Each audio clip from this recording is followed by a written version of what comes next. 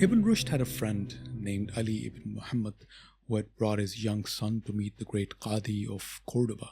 Upon their arrival, Ibn Rushd got up to greet them, and when he met the youth, he said yes, as if to communicate that he had understood the young boy. The young boy, on the other hand, clearly wanting to convey that he in fact hadn't, said no. A worried Ibn Rushd flinched upon realizing that he might have misunderstood the youth and asked, "What solution have you found as a result of mystical illumination and divine inspiration? Does it coincide with what is arrived at by speculative thought?" The youth replied, "Yes and no. Between the yea and the nay, the spirits take their flight beyond matter, and the next detach themselves from their bodies." At this, Ibn Rushd became pale and trembled as he muttered, "There is no power save from God." This was because he had truly understood what the young boy was alluding to. Many years before this particular encounter, the same friend of Ibn Rushd, Ali ibn Muhammad, had pledged allegiance to Abu Yaqub Yusuf after the city of Murcia had fallen to the Almohad Caliphate. He subsequently was employed by Abu Yaqub, a man of significance and respect. Ali ibn Muhammad's son grew up in the massive city of Seville, which was at the time at the height of its glory, and not only that, but also its exotic diversity. The name of Ali ibn Muhammad's son was Abu Abdullah Muhammad ibn Arabi. An affluent youth with resources and not much to worry about, the young Ibn Arabi was as indulgent as one would expect. The exact point of his turning towards God is unknown, as Ibn Arabi himself does not mention it. Numerous accounts of his visions and encounters are, however, mentioned by Ibn Arabi himself, such as meeting the immortal teacher of the souls, as he calls Al-Khidr multiple times. Yes, the same Al-Khidr, the sage widely understood to be mentioned in the Quran. But the most dazzling one of them is the account of him performing the pilgrimage. Quote, "As I was standing in a state of ecstasy in front of the black rock, I encountered the evanescent youth, the silent speaker, he who is neither alive nor dead, the simple composite, he who envelops and is enveloped. When I saw him perform the ritual circuits around the temple, like a living person revolving around a person who has died, I recognized his true reality and his metaphorical form, and I understood that the circuit around the temple is like the prayer over a corpse. Then God revealed to me the dignity of this youth and his transcendence with regard to where and when. When I recognized his dignity and his descent, when I saw his rank in existence and his state, I embraced his right side, wiped away the sweat of revelation on his forehead, and declared to him, 'Look upon him who aspires to your company and desires your intimacy.' He replied to me using signs and enigmas he had created so that he would never have to speak except in symbols. When you recognize, understand, and realize my symbolic language, you know that it can never be grasped either by the most eloquent of orators or by the most competent of rhetoricians." He gestured to me and I understood. The reality of his beauty unveiled itself to me and I was overcome with love. I became powerless and was instantly overwhelmed. When I recovered from my swoon, my sides shot through with fear. He knew I had realized who he was. He said to me, "Observe the details of my constitution and the disposition of my form. You will find what you ask of me written upon me, because I neither speak nor converse. I have no knowledge apart from the knowledge of myself. My essence does not differ from my names. I am knowledge, the known and the knower. I am wisdom, the sapiential deed, the sage." Now, we don't know who this youth was. The Archangel Gabriel, a vision of Ibn Arabi himself, the corporeal cosmic reality, an illumination of the Almighty perhaps. Moreover, it was this youth who had told Ibn Arabi to write the massive work known as Futuhat al-Makkiyah. He discusses the absolute existence of God, Wujud al-Mutlaq, and views the universe as a manifestation or mazhar of God, akin to an empty mirror reflecting only a limited aspect of God through his attributes. Wujud is just one. Being is only God. This is exactly what Ghazali also said. There can't be two existences, but there can be many loci or containers of existence. The only reality or al-haq is God.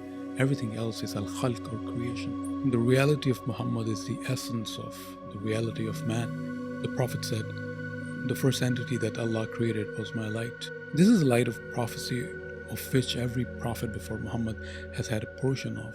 Adam being the first manifestation of this light, and Muhammad being the last and the most perfect. Moreover, according to Ibn Arabi, every mystic, saint, or spiritual master, whether of the East or the West, regardless of religion or affiliation, draws their illumination from the first light. The debate that Prophet Muhammad is a Nur, or Bashar, or a man, or light, can be traced back to this notion of Haqiqat-e-Muhammadiyya. This is where it all started. Alluding to this Haqiqat-e-Muhammadiyya, or the reality of the Prophet, Ibn Arabi writes that he's someone who was, is, and always will be. Quran on multiple occasions, however, dismisses the idea, where the Prophet says in the Quran that, "Say, O Muhammad, I am only a man just like you."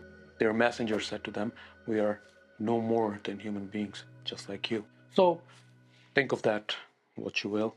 Charges of pantheism are rejected by Ibn Arabi himself by asserting that everything in totality is not God, but rather in his concept of Wahdatul Wujud, or unity of being, God is identical with the existence of things without being identical with the things themselves. For the Sufi, the mystical quest is an ongoing self-annihilation, or fana, and self-affirmation, or baqa.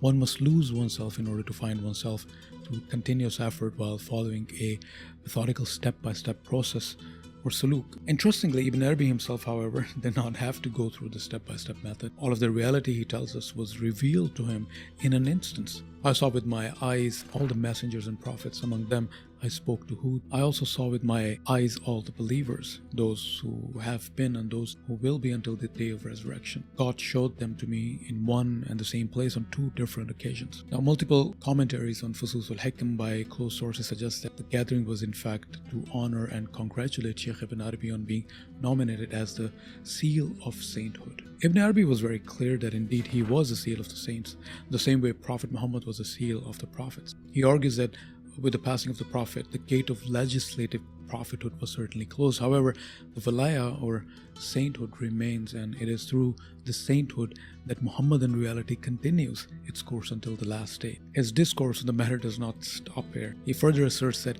it is in fact Valaya which encompasses both the divine message as well as the Nabuwa, or the prophecy. Every prophet is also a wali within the person of each prophet. The saint is superior to the prophet. Sainthood is indeed an ongoing phenomenon for Ibn Arabi. However, he claims his exclusivity and uniqueness as the seal of the Muhammadan sainthood. In fact, there are saints who, for example, inherit from Abraham or Moses or Jesus, and they will continue to be saints of this kind after the time of Muhammadan seal, although there will no longer be any saints who are on the heart of Muhammad. During this time in Mecca, the Sheikh had developed a profound relationship with Kaaba. For Sheikh, everything was alive, and so was Kaaba. It spoke to him and also listened to what he had to say. Once the Kaaba asked him to perform the circumambulation, and at the same time the well of Zamzam wanted him to drink from it. The Sheikh refused both and left. Hurt by the refusal, the Kaaba, however, vowed to take revenge, and when one cold and rainy night Sheikh entered the Haram and Kaaba threatened to crush him, quote, "It had risen from its foundation, ready to eject me out of the Haram." The Sheikh further states, "By God, I heard it telling me, 'Come on then, come forward so that I can show you what I'm going to do to you. How you have debased my rank and elevated the rank of the son of Adam. You have attributed to the Gnostics pre-excellence over me. I, through the power of him who alone holds power, I will not permit you to perform the ritual." The Sheikh had to perform intense meditation on emergency basis to calm the Kaaba down, which it did eventually, and let the Sheikh complete the ritual. It was a lesson from God, the Sheikh had concluded. In order to make up with the Kaaba, the Sheikh anxiously resorted to writing 8 love poems for it in an homage of sorts. These poems are written in a book called Taj Rasail. Ibn Arabi's work were later copiously interpreted and transmitted by an individual named Sadruddin al Qunawi, who was Sheikh's brightest disciple as well as his stepson. Al Qunawi is known for some brilliant work of his own in the fields of epistemology and linguistics, of Sufism as well. Based in the city of Konya, Al Qunawi was a well-known scholar of Quran and Hadith and had many students. A certain Sufi poet in his city was also trending during the time. This mystic, the Sufi poet, the weaver of dreams, the architect of soul's journey, a poet whose words transcend time and space, reaching across the ages to touch the core of our existence. His name was Jalaluddin Rumi. A 5-year-old Muhammad Jalaluddin often got agitated and scared by the mysterious visions he had. His father used to embrace him and told him these visions were by God Almighty and they were angels from the unseen world. His father was a jurist and a Hanafi scholar in a small village called Vakhsh. Rumi and his family traveled to the city of Samarkand. Rumi's father had always wanted to travel to Mecca to perform pilgrimage. The idea soon became logical and they said goodbye to Samarkand as the Mongol threat loomed. Their family passed through Nishapur where they came across Fakhruddin Attar, the great Iranian poet and Sufi, author of The Conference of the Birds. The Rumis then went through Baghdad, Mecca, Damascus, and then finally to Anatolia. Around 1229 Bahawlad, Rumi's father, finally received his invitation from the Sultan Alauddin to travel to Konya to teach and to live with his family. His father taught there until his demise. A strange man comes to Konya, aged 60 or so, wearing a worn-out black wool cloak and a cap, walks right through the streets as if they don't exist or as if he doesn't. One day he sees Rumi walking in the streets riding a mule. His students and fans walked around him, a celebrity indeed, anyone could tell. Shams approaches him and takes hold of his mule's bridle and inquires, "Who was the greater mystic, Bayezid Bustami or Muhammad?" "What a strange question," replied Rumi. "Muhammad is greater than all the saints." "So why is it that Muhammad said to God, 'I didn't know you as I should have,' but Bayezid proclaimed, 'Glory be to me'?" Rumi replies, "Bayezid's thirst was quenched by a single mouthful and he was satisfied and claimed he was no longer thirsty. The water jug of his understanding was filled with a single sip. His house received light that fit the size of its single window, but Muhammad's quest for water was immense, consisting of thirst upon thirst." This response was enough to floor Shams, and thus begins a relationship that would render some of the greatest, most beautiful poetry ever written in human history. For lovers, the beauty of the beloved is their teacher. His face is their syllabus, lesson, and the book. So what is Rumi's philosophy? Thousands upon thousands of couplets and ghazals and quatrains. What do they preach? What do they talk about? What is it about Rumi's poetry which people to this day find enchanting? The answer is love. Rumi is all about love, but it ain't that simple. The journey towards union with God begins by setting out on a journey to find your own self. That is where the heart plays its part. The intellect or aql cannot weather the storms of desire, neither can it tame the beast of ego. Only a purified heart capable of love can accomplish that. Therefore, all progress towards spiritual growth hinges on love. It is easy to misconstrue Rumi's message with the superficial interpretation of stanzas such as the following: "Out beyond ideas of wrongdoing and right doing, there is a field. I'll meet you there. When the soul lies down in the grass, the world is too full to talk about." No, Rumi does not chalk off the Islamic concept of halal and haram here, nor does he mean that love transcends Islamic teachings.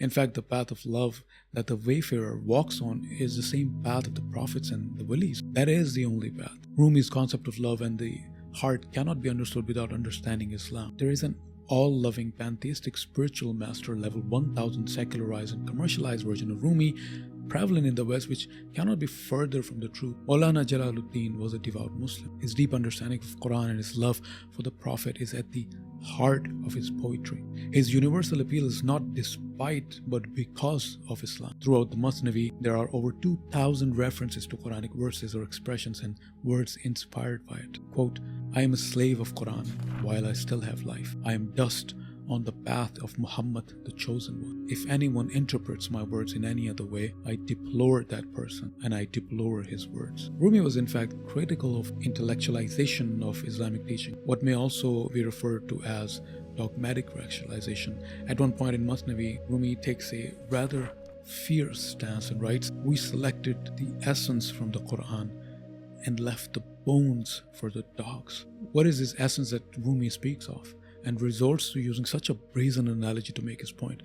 The essence of Quran in its pure and simple form is love. Love and ma'rifah of the Almighty. You take that away and what remains is nothing but an empty carcass of rituals and dogma. This is indeed a fiery jab at the mutakallimun and the so-called scholars who had preceded Rumi. The useless dialectical debates, the so-called academic rivalries and rebuttals, all the tahafuts and the takfirs. All for what? Does God have hands? Is Quran eternal or created? Is philosophy haram or halal? For Rumi, all of that amounts to nothing if the heart remains devoid of the love of Allah.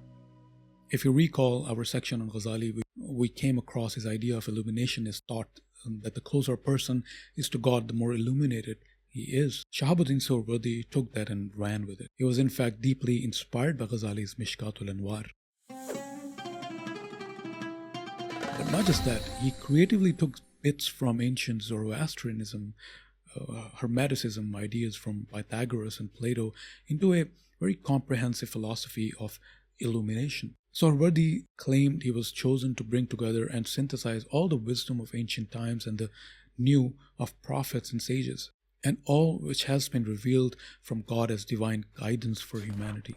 Born in the village of Suhrawardi in Iran, and having completed his formal studies, he traveled across Persia first and then moved out to Anatolia and Syria, meeting sages and Sufis, carrying out his retreats and Sufi practices along the way until he met Malik Zahir, son of Salahuddin Ayyubi.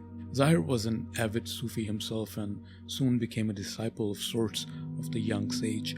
Suhrawardi's brilliance could not be contained, and soon he was destroying people in debates and became quite popular, perhaps too popular and too flamboyant for his own good. Hikmatul Ishraq is Suhrawardi's masterpiece, both in terms of its philosophical coverage as well as its literary quality, revealed to him by Archangel Gabriel or the Ruhul Qudus himself, and was compiled by Suhrawardi over the course of merely a few months. The book is beneficial, says Suhrawardi, to only those who have studied both the discursive as well as intuitive knowledge and are already illuminated. The Peripatetics were wrong in their concept of hylomorphism, which means the objects of the world are a combination of form and matter. For Suhrawardi, everything is light. He's Neoplatonic as far as emanation is concerned. Everything emanates from God and in the form of continuous light with varying degrees of intensity as a single continuum. The one which Suhrawardi calls Nurul Anwar, or the light of lights, is the only source through which everything receives its illumination and therefore its being. The beings also receive reflected light from the prophets, the heavenly bodies in the realm of the spheres. What are these spheres anyway that we keep hearing about? These spheres, according to the Islamic Neoplatonism, constitute a structured framework through which divine influence descends to the material world. The concept of Muhammadan reality is also found in Suhrawardi's work as Nurul Awwal, or the first light. There is a realm of archetypes or Platonic forms above us where angels correspond to different archetypes, and everything we see around us is in fact a theurgy or delism of those archetypical angels. The angel of minerals is, for example, called Shahribar. The angel of plants is known as Murtad. The angel of fire is called Urdibihisht, and so forth. Now, if all this sounds very Zoroastrian to you, it is because it is. This is where we see Suhrawardi's incorporation of ancient Persian wisdom into the Islamic framework. Suhrawardi's concept of life after death, or what is known as eschatology, is quite interesting also. What happens to the soul after death depends upon the degree of purity and knowledge the bearer of the soul has attained during the lifetime. Those who tried and reached some form of purity, they live in the world of forms or archetypes and continue to enjoy sense-based pleasures with the angels. Those who remained devoid of any illumination and darkness enshrouded them remained stuck in the realm of darkness, evil and demons and stuff. Those who were illuminated, however, and were engulfed with pure light during their lifetimes, they ascend even above the realm of angels and enjoy closeness of the light of lights. Now, Salahuddin was busy being the awesome conqueror that he was, uniting the Ummah, fighting the Crusaders, taking back Jerusalem from the Christians, and so on. His son Malik Zahir, however, was getting a bit too carried away with this new radical interpretation of Islam by this Ishraqi kid on the block, who, by the way, was obviously disliked by the traditionalists. The dislike grew fatal, and he was eventually tried and executed on account of heresy and innovation. Suhrawardi burned too bright, perhaps. He was 37 when he was killed and had written over 50 works in both Arabic and Persian, and has single-handedly formed a whole new school of illumination. I bet Suhrawardi and Hallaj are having a ball in the angelic realm or somewhere up there, or are with jinns and demons. Look, I don't know. in Islamic history, it is interesting as well as bizarre at times to try and gauge the fine margins that somehow decide whether one is handed lofty titles or gets a death sentence. Speaking of history, here's my good friend Syawish from Al-Muqaddimah shedding some light on the Ayyubid dynasty of the 13th century. The Second Crusade, which went from 1147 to 1150, was a turning point in the struggle between the Crusaders and the Muslims. The Fatimids had declined in power by a lot, and much of Greater Syria now rested in the hands of the Zengids. The Crusader kingdom of Jerusalem was surrounded by Zengid lands. One of their generals, named Salahuddin Ayyubi, also took over Egypt as the vizier of the Fatimids. He was the Sunni vizier of the Shia Fatimids, who was actually a general of the Zengids, who in turn claimed to be ruling on the behalf of the Sunni caliph. It's a bit complicated. Salahuddin was young. He had an army and was full of resolve. Along with that, he had one dream: to push the Crusaders into the sea and end their kingdom at Jerusalem. This wouldn't be the easiest of goals because the Crusaders were quite strong and Salahuddin only shared the tiny Egyptian border with them. Despite this, in 1170, Salahuddin went on the offensive and took a fort merely 20 kilometers from Gaza. From 1170 to 1187, Salahuddin worked on uniting Egypt and Syria under his control. After the Fatimid Caliph died in 1174, Salahuddin declared the end of the Fatimid Caliphate and made himself Sultan of Egypt. After the death of his mentor and superior, Nuruddin Zengi, Salahuddin joined the struggle for power and came out on top. By 1187, Salahuddin's territory surrounded the Christian kingdom of Jerusalem. It was then that Salahuddin met the Franks in the Battle of Hattin and annihilated them. After that, he moved on Jerusalem, which he took as well, sparking the Third Crusade. Now, during the Third Crusade, the King of England, Richard the Lionheart, wanted to take Ascalon to strengthen his position before taking Jerusalem, and so he did what everyone before him had done. He took Gaza first. However, Salahuddin fought back, and during a peace negotiation, he asked for the fortifications around Ascalon and Gaza to be destroyed so they wouldn't serve as strongholds for the Crusaders. Hence, the walls were destroyed and never rebuilt. 2 centuries later, when Ibn Battuta visited the city of Gaza, he mentioned that the city had no walls as well. The Third Crusade failed in its objective of taking Jerusalem. What they couldn't do with swords, however, would be done by the might of diplomacy just a few decades later. The dynasty established by Salahuddin Ayyubi ran into struggles for power between the princes. In addition to that, the struggle against the Christian Franks continued. After the Sixth Crusade, the Ayyubid Sultan Al-Kamil gave Jerusalem and some areas around it to the Kingdom of Jerusalem under the Treaty of Jaffa. Basically, Al-Kamil and his brothers had been contesting for the throne of Egypt, and when the Sixth Crusade arrived in Palestine, Al-Kamil decided to negotiate to protect Egypt and Syria. As a result, Jerusalem once again ended up in the hands of Christians, less than 50 years after Salahuddin had conquered it. By 1244, the city was once again target of Muslim ambition. Gaza was taken in that year by the Muslims as well, who then marched on Jerusalem, which was also taken in 1244. It was around this time that the Mongols entered the scene. Thank you for enlightening us, Syawish. All 4 of you who have still not subscribed to Al-Muqaddimah, go ahead and do it now. Suhrawardi was taught by a teacher named Mujadid-e Al-Jili, who also taught another very important fellow. Arguably, the only person post-Ghazali who exhibited such profundity was the 12th century polymath Fakhruddin al Razi. Yes, this is the second al Razi that we are discussing. There are like half a dozen more which we aren't going to discuss. It seems there were 2 things in particular which the Muslims never had a dearth of: doctors and al Razis. This one was actually both. Known as a pioneer of inductive knowledge, he also rejected the geocentric model of the universe. Not only that, he was so ahead of his time that he is regarded as one of the earliest to propose the concept of a multiverse. He rejected Neoplatonism as well, which is a nice change. He belonged to the Ash'ari school of thought. Studying in Nishapur, he came across the works of Al-Ghazali and Al-Farabi and Ibn Sina. Deeply influenced by Ibn Sina's work, a significant part of his corpus involves commentaries on Islamic philosophy. A rationalist as Ibn Rushd, his fundamental work revolves around the quest of whether the intellect is self-sufficient or not. One of his greatest achievements is a work titled Mafatih al-Ghaib, or Keys to the Unseen, also known as Tafsir al-Kabir, which is a gigantic 32-volume tafsir of, or exegesis of Quran, which is often referred to as the first scientific interpretation of the Holy Book. Let's try to get a flavor of al-Razi's interpretation of Quran. He writes the following commentary of verse 191 of the third chapter of Quran. Who remember Allah while standing or sitting or lying on their sides and give thought to the creation of the heavens and the earth.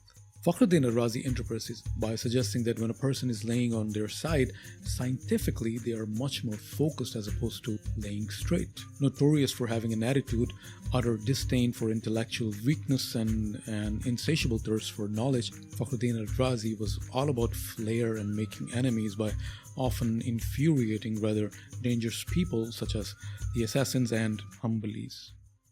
A later scholar, who himself was a bit of a fiery character, in one of his works commented on al-Razi's great tafsir as follows. This work contains everything apart from exegesis of Quran. Shaykh al-Islam to some and a Nasibi to others. Born in Harran in modern-day Turkey to a Hanbali family, Ibn Temiya's life was as tumultuous as his impact has been on modern Islam. A polarizing figure to this day, Ibn Taymiyyah's influence cannot, however, be ignored. Whichever facet of Muslim scholarly literature that we take, Ibn Taymiyyah is there in some shape or form, either being heralded as a great sheikh or completely the opposite, whatever the opposite of a great sheikh is. It was the second half of the 13th century when Mongols had invaded Harran, and Ibn Taymiyyah and his family managed to escape to Damascus, but only just. Ibn Taymiyyah, like most people in those days, studied Islam, philosophy and mysticism, and etc., left medicine alone for a change. His brilliance as an academic was apparent, and he had become a qualified mufti by the age of just 19. Baghdad was sacked in the year 1258 by the Mongols led by Hulagu Khan, bringing about the destruction of the Abbasid Caliphate. Scholars were killed, libraries were burned, and a total state of social and political pandemonium ensued. Even though at this point the Mongols had converted to Islam, but Ghazan, the great-grandson of Hulagu Khan, was incessant in his opposition of Egyptian Mamluk. Ibn Taymiyyah had reservations regarding the version of Islam practiced by the Mongols. The fact that they were consistently siding with the Crusaders did not help either. How could he rally the locals against these brothers in faith then? That was a problem. Ibn Taymiyyah in his fatwas against the Mongols reiterates that it is not only permissible but in fact obligatory to fight against the Mongols, because any group, even if they claim to be Muslims but do not follow major parts of the religion, must be fought. He further elaborates, the Mongols must be fought because they are worse than the Kharjis and those who withheld alms from the first Caliph Abu Bakr. They are sloppy in their religious practices. They corrupt true religion with Shiism and errant Sufism. They still use old Mongol legal code called the Yassa. They regard the different religions such as Judaism, Christianity, and Islam as equally valid paths to God. If the Mongols were to conquer Syria and Egypt, he claims the religion of Islam would disappear. Ibn Taymiyyah was a man of his words though, and only preached what he practiced. He not only fought in the battle against the Mongols but also led his fellows. Ibn Taymiyyah's fatwas against the Mongols, his support of the Pact of Umar, which entailed closing down the churches and even their destruction if needs be, the theological framework he provides to wage jihad even against Muslims if they happen to not follow a specific form of Islam, is calling Nusayriya Shias as apostates and should be killed, are such potent and volatile ideas that to this day militant groups such as ISIS and Al-Qaeda are able to find ample ideological room to embrace his ideology in order to legitimize their actions. Osama bin Laden in fact quoted one of Ibn Taymiyyah's anti-Mongol fatwas to justify his position. His ruling on the punishment for insulting the Prophet is also worth mentioning here. Written not as a judge but as a legal scholar, Ibn Temiya wrote his lengthy book, The Sword Unsheathed, and asserted that repentance and conversion do not avert the death penalty for insulting the Prophet. His barrage against the Sufis is of great significance as well. To be fair and accurate, he wasn't categorically against the Sufis per se, but only the deviant ones. This was the thing about him. He went after whoever he went after with such stupendous force of certitude that you had to be exceptionally clear in your vision, your beliefs, in order to thwart it. He called such Sufis worse than the kuffar of Makkah because they think the Sharia or law does not apply to them as they strive to become one with God. You can't miss the prayer just because you're in a state of trance and euphoria. If something is mandatory, it is mandatory, he said. He was specifically a staunch critic of Ibn Arabi. He argues that resisting and repelling Ibn Arabi's doctrine is as important as fighting the Mongols. There is a simultaneous contrast here. Ibn Taymiyyah himself is said to belong to the Qadiriya tariqa of Sufism. On the one hand, he bulldozes the Sufism of Ibn Arabi, and on the other hand, very uncharacteristically defends Bayezid Bustami's Shatahat. Ibn Taymiyyah was big against innovation or bid'ah. Anything which reeked of innovation, he forbade. Sama, music, dhikr, rituals. Muslims should differ from non-Muslims in conduct, attar, rituals, and should not intermingle too much because Muslims will start to imitate them, and then they will think that all of them worship the same God. So what's the problem? But just as he made a distinction between the righteous Sufis and the deviant ones, he calls some innovations good and others bad, at times based on his own fancy entirely. The Tarawih prayer reintroduced by Umar ibn Khattab is a good innovation. Celebrating the birthday of the Prophet, although a clear innovation, but still, if done out of love, will result in ajr or reward. Ibn Umar, the companion of the Prophet, used to pray on the same spot the Prophet used to pray out of love, but this one could not qualify as a good innovation. Women, according to Ibn Taymiyyah, can lead men in prayer if they are the most qualified out of the lot. This isn't found in Prophet's Sunnah. The companions never did that, and neither the Salaf. This innovation, however, is a good one for the Sheikh.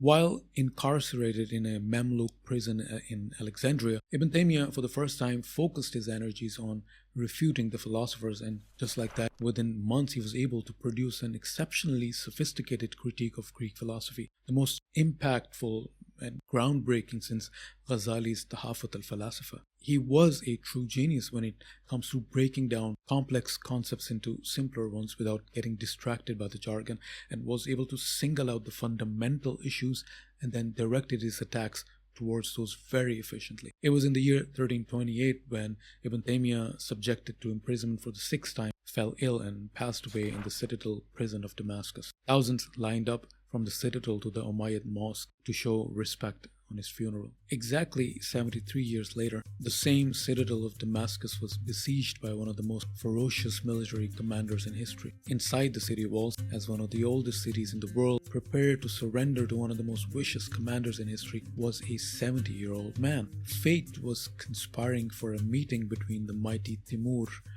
and the great Abu Zaid Abdul Rahman ibn Khaldun.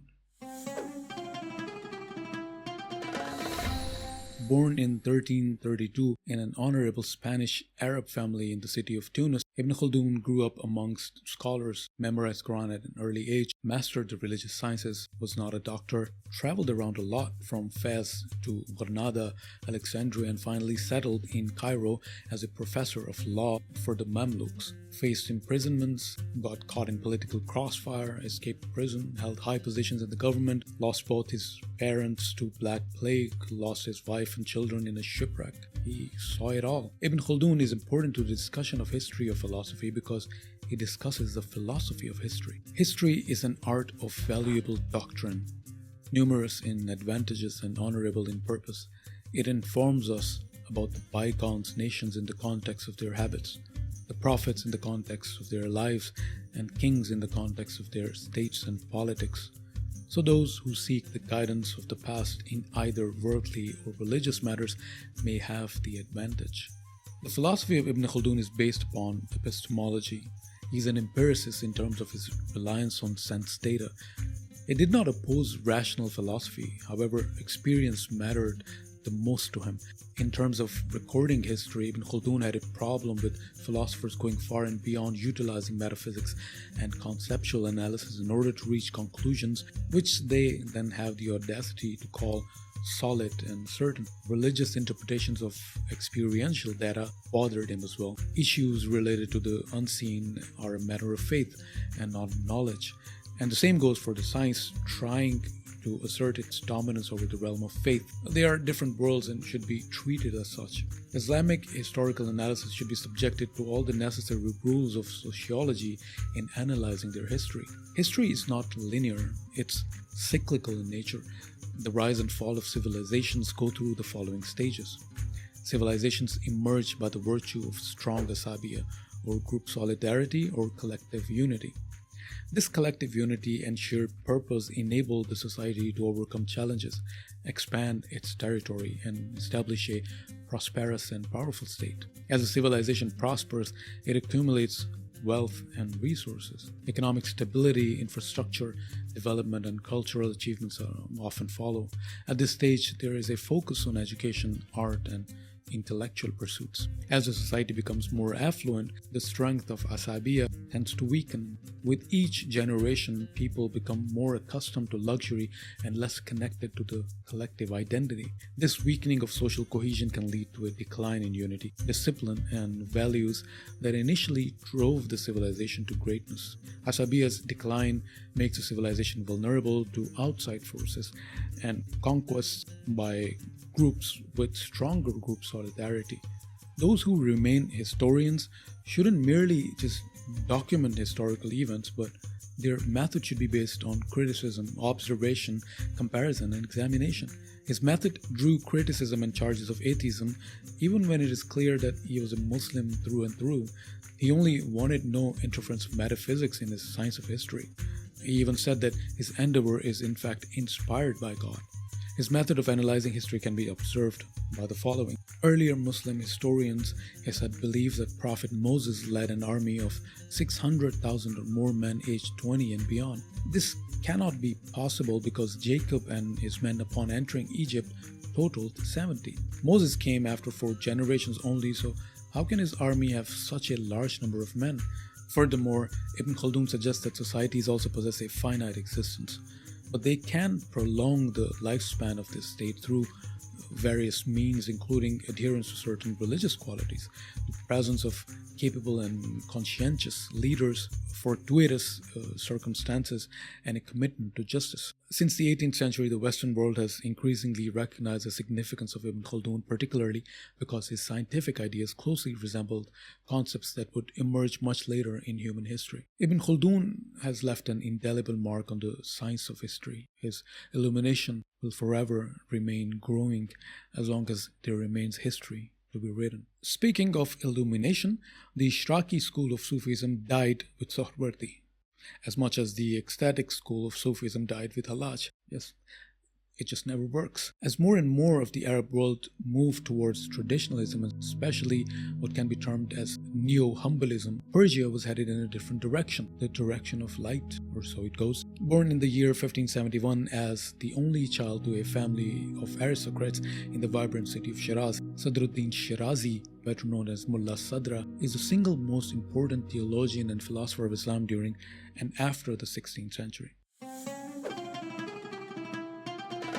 Drawing heavily from his predecessors such as Ibn Sina, Ghazali, Suhrawardi, and Ibn Arabi, to name a few, his synthesis culminated into his very original Transcendental philosophy. In keeping up with the fixation of labeling geniuses of the time as heretics, Mulla Sadra was also called one for endorsing Sufism, which the mainstream 12-er Shia Islam thought was an innovation of the Sunnis. Mulla Sadra, after completing his formal studies, withdrew himself from the world until his heart caught fire. Gradually, he found himself compelled to share his wisdom and insight and bring those who were in darkness towards light. One of the most influential works of Mulla Sadra is his 9-volume compendium of Islamic philosophical thought and its analysis called Transcendental Wisdom of the Four Journeys, or Al-Asfar Al-Arba'a. Like Al-Suhrawardi, Al-Shirazi believed in unity of truth transmitted in an unbroken chain from Adam down to Abraham, the Greeks, the Sufis of Islam, and the philosophers. Seth and Hermes, corresponding to the Quranic Idris and biblical Enoch, were responsible for spreading the study of wisdom, or al-hikmah. Sufis are said to be the genuine successors of the early Greek sages. What lies beneath the veils of being? What is the thingness which makes something what it is? The essence? But what good is the essence if there is no existence? Being is all there is. Being in its purest form is undefinable, unique, and lacks absolutely nothing. What defines something is neither its accidental characteristics nor its essence, but its specific, unique being. But how does that account for the diversity that we observe? Why am I different than you? Why is an apple different from a table? This is where Mulla Sadra creatively makes use of Suhrawardi's illuminationist concepts. The multiplicity of being is not the result of separate and distinct essences or forms, but rather different degrees of participation in the single transcendent existence. My existence is quantitative. Its intensity uniquely varies from other beings. I exist as much as I am a part of wujud itself. God is all there is. God is the wujud and the infinite absolute being. And everything else which exists is finite and exists on a spectrum of being, a gradation. In Mulla Sadra's Transcendental Philosophy, this is called the primacy of being. I, Muhammad Arqam, exist. This is primary. My whatness is my mode of being, which is Batman, of course. But that's secondary. Clear? The reality of everything is its being, from which all of its effects and existential determinations emerge. This also confirms that Mulla Sadra's philosophy is based on Wahdatul Wujud of Ibn Arabi. He also concurred with Ibn Arabi regarding the realm of the fixed Platonic forms. However, for Mulla Sadra, these forms are actually part of God's essence, the same way the divine names are. Mulla Sadra's theory of transubstantial motion is a central element of his philosophy. He proposed that all beings, including both living and inanimate entities, are in a constant state of change and motion. This motion is not limited to the accidents or attributes of things, but extends to their very substance. In other words, it's not just the qualities of things that change, but the very essence or substance of things is in a continuous state of flux. According to Mulla Sadra, the world is in a constant process of creation and change. This continuous creation and motion are attributes of existence itself. God, as the source of all existence, continuously creates and sustains the world. As a result, the world is in a state of perpetual becoming, with everything in a constant state of transformation. Everything is moving towards its completion or perfection. The seed, when it becomes a plant and then transforms into a tree, then into a fruit, is constantly going through a motion towards its perfection or final state. The seed's substance itself is changing and transforming. On the matter of creation ex nihilo, Mulla Sadra is pretty clear. The concept of time was non-existent prior to the divine command or Amr.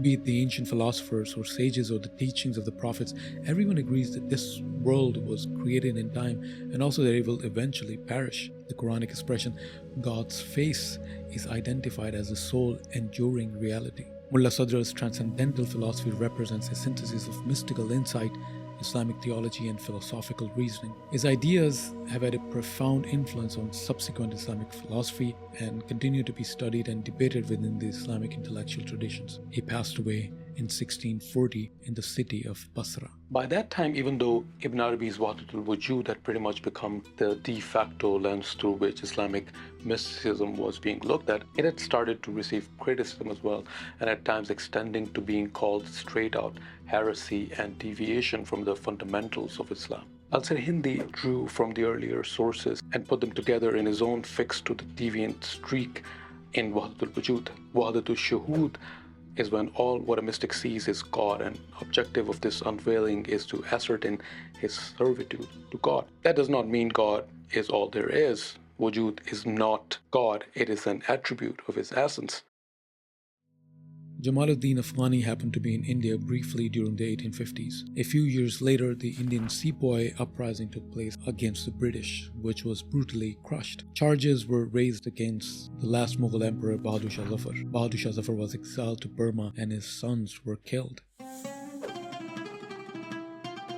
Jamaluddin Afghani saw the great Mughal Empire collapse to its knees. Algeria was already colonized by the French, and Tunisia and Egypt would follow. His life's project was to see the dissemination of his anti-imperialist ideas and a call for the solidarity of Ummah, the Muslim community across the world. He saw pan-Islamism as potent enough to withstand the onslaught of Western domination. Believed to be born in Asadabad, Iran, to a Shia family, there is controversy pertaining to his Afghan roots. He traveled like a spy, spoke many languages. In fact, he was charged as being a Russian spy. Him, along with his protege Muhammad Abdu, who later on had his own separate arc, also messed around being Freemasons. He was going places, talking to influential Muslim leaders, telling them to get their act together before it was too late. Jamaluddin was essentially a religious reformer. He wanted the Muslims to dispense with the old thinking patterns, ancient venerations, which have kept Muslims from moving forward.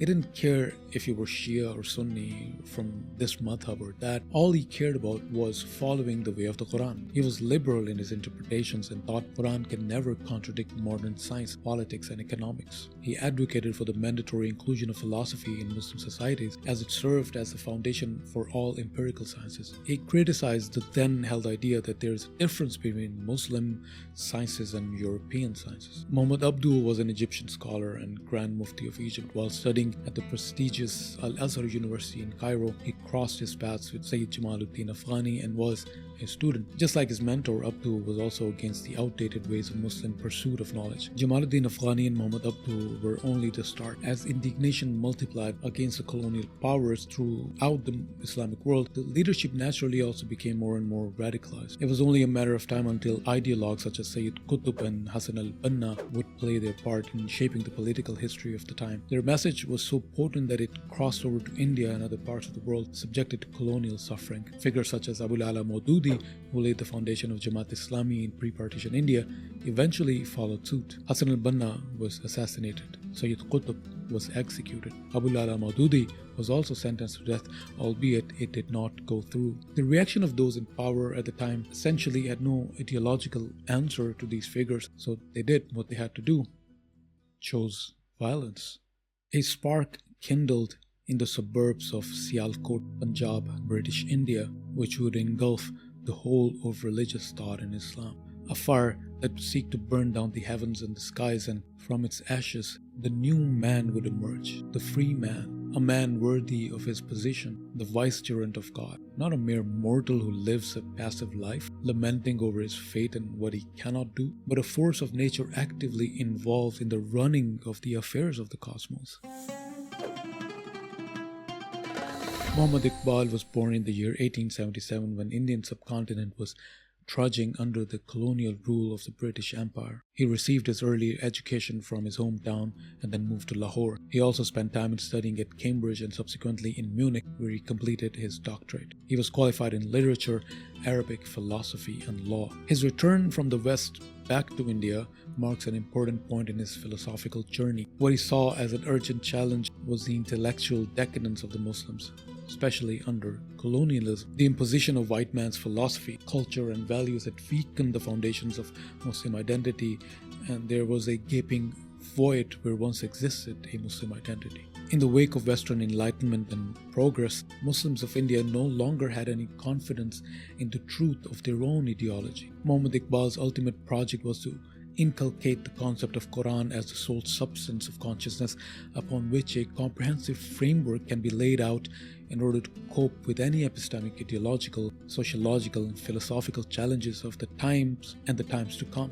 Iqbal's work comprises of his Persian and Urdu poetry as well as his compiled philosophical lectures. His complete corpus is a vibrant manifestation of the intricacies of faith, curiosity, and love, inquiry, and continuous growth. Iqbal, after thoroughly absorbing the literary and philosophical canons of the East and the West, acts as a navigator and a guide for those who are still on the path to self-discovery and the ultimate truth. He not only highlights the perils and challenges, but also provides a manual to deal with them. He writes, "I am aware of the torture of the inferno of modern sciences, for I was hurled into the fire, like Abraham, the friend of God."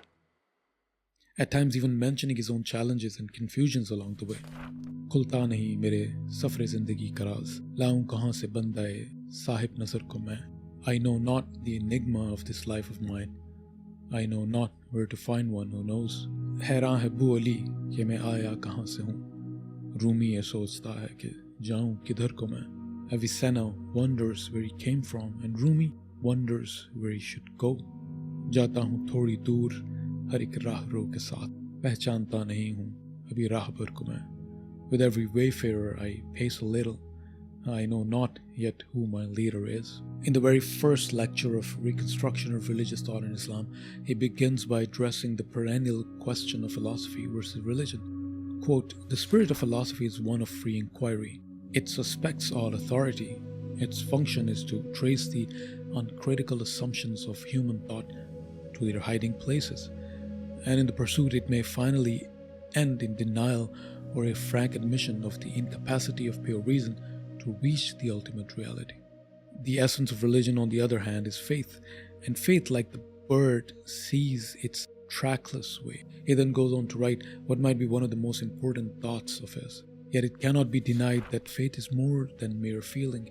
It has something like a cognitive content, and the existence of rival parties, scholastic and mystics, in the history of religion shows that idea is a vital element in religion, establishing in a very simple manner the importance of reason in the affairs of religion, but at the same time demarcating its boundaries.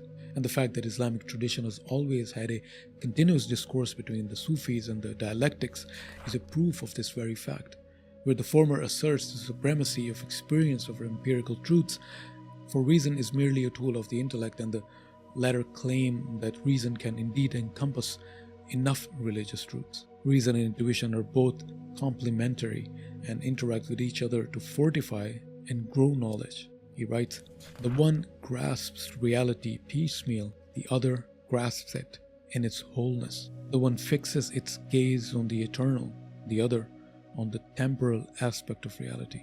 Both encompass reality, and both are legitimate sources of knowledge. The property of human intellect to continuously analyze and reanalyze the contents of its affirmations is what makes the human being a dynamic entity. That is also why the fundamental elements of ijtihad or legal reasoning is brought back into the popular discourse by Iqbal along with Jamaluddin Afghani.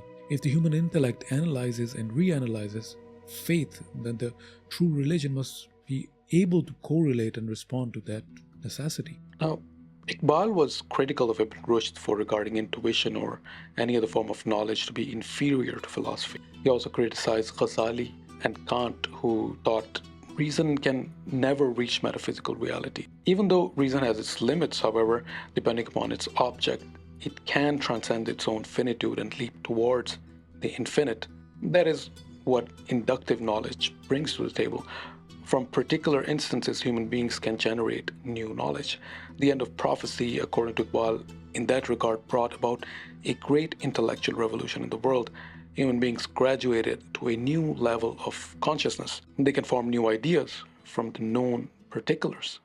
One of the most central topics of Iqbal's thought revolves around the concept of khudi or human ego. The whole of Iqbal's poetry, his letters, articles, and his doctorate thesis, his lectures is enshrouded with this concept of khudi. And not just that, it's a journey of inquiry into its origins, sources, its nature, its growth, and finally its practical manifestations.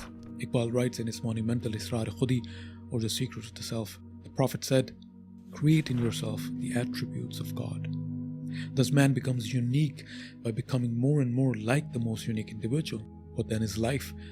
It is individual, its highest form. So far is the ego or khudi, in which the individual becomes a self-contained exclusive center. The ego attains to freedom by the removal of all observations in its way. It is partly free, partly determined, and reaches fuller freedom by approaching the individual who is most free, God. In one word, life is an endeavor for freedom. In man, the center of life becomes an ego or person. Personality is a state of tension and can continue only if that state is maintained. There is no rest for a free individual.